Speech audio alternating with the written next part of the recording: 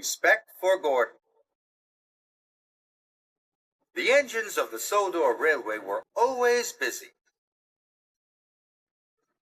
Thomas puffed to the beaches with happy vacationers. And Gordon proudly pulled the express. Gordon thought he was the strongest, fastest, and cleanest engine on the whole of the railway.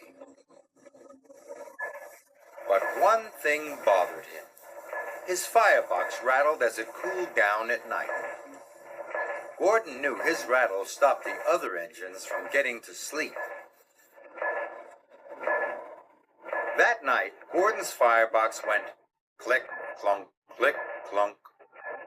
Thomas and Percy started to chuckle. "Rattler Gordon's keeping us all awake," peeped Percy. "The only engines keeping other engines awake," huffed Gordon crossly, "are little engines with very bad manners." But secretly he felt rather embarrassed. In the morning, Percy teased Gordon again. "Rattlebox is awake at last," he puffed out loud. Gordon ignored Percy. He did not like being called names. "I'm the strongest and the best," he told himself. "Strongest and best, strongest and best, cleanest and fastest, and pull the express." He wished the other engines would remember that. Later, Gordon pulled into Knapford Station. "Oh, look," laughed Emily, "Rattler Gordon's here. He's pulling the Click-Clunk Express." This made Gordon very cross indeed, especially because Diesel overheard. "I hope your Click-Clunk gets better soon," oiled Diesel. "See you later, Rattler." Gordon was very cross indeed.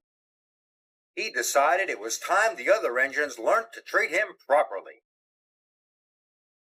So later at the water tank, he pulled up ahead of James. James was surprised. At Knapford, Percy had brought Gordon's coaches into number 1 platform. "Off you go now, Percy," said Gordon. "Number 1 is my platform. Little engines shouldn't hang around." "You're a boastful, bossy, big blue boiler," Percy muttered to himself crossly. Later, Gordon told his friends to give a polite toot-toot whenever they saw him. "But why?" asked Thomas.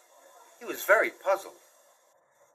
"Because," huffed Gordon grandly, "I'm the strongest and the best." He steamed away.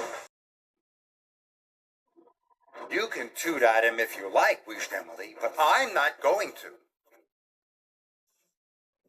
Gordon steamed across the island. He felt very pleased with himself. He was sure the other engines would forget his clunk-click and treat him properly now. He saw Emily coming.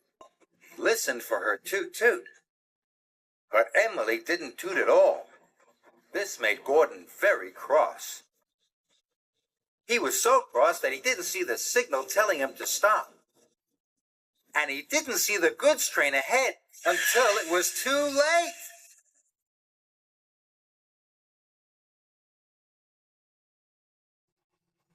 Luckily, no one was hurt.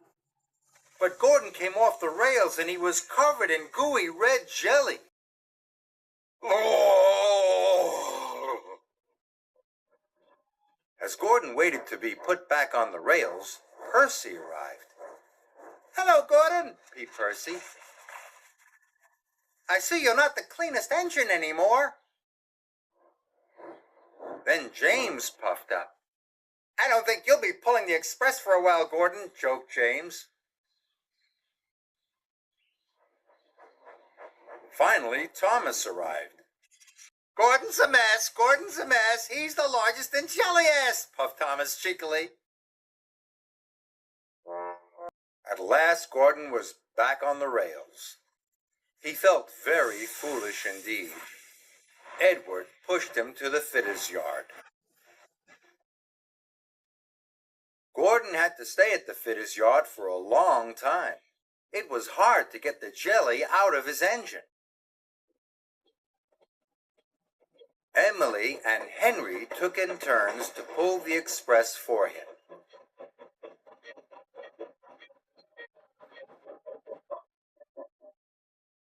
One evening at Titmuth's sheds, Henry huffed.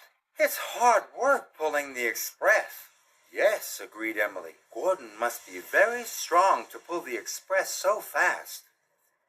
"I miss Gordon," peeped Percy. "I miss having his rattle to go to sleep by." Gordon knew the other engines were pulling the express for him. "Thank goodness for Emily and Henry," he thought. "I'm sure they're doing a very good job." Finally, Gordon was as good as new. The fitters had even managed to fix the rattle in his firebox. That evening, Gordon had something to say. "Is it about being fastest and the best?" teased James. "Not at all," puffed Gordon. "I know my rattle kept you awake at night, and I'm sorry. And I was also silly about the toot-toots. I realize now that engines toot-toot other engines because they work hard and deserve it, not because they ask for it." "But we think you do deserve it, Gordon," said Thomas, "because you work hard and you are a really useful engine." All the other engines agreed. Now all the engines greet each other with a cheerful toot-toot for all the hard work they do on Sir Topham Hatt's railway.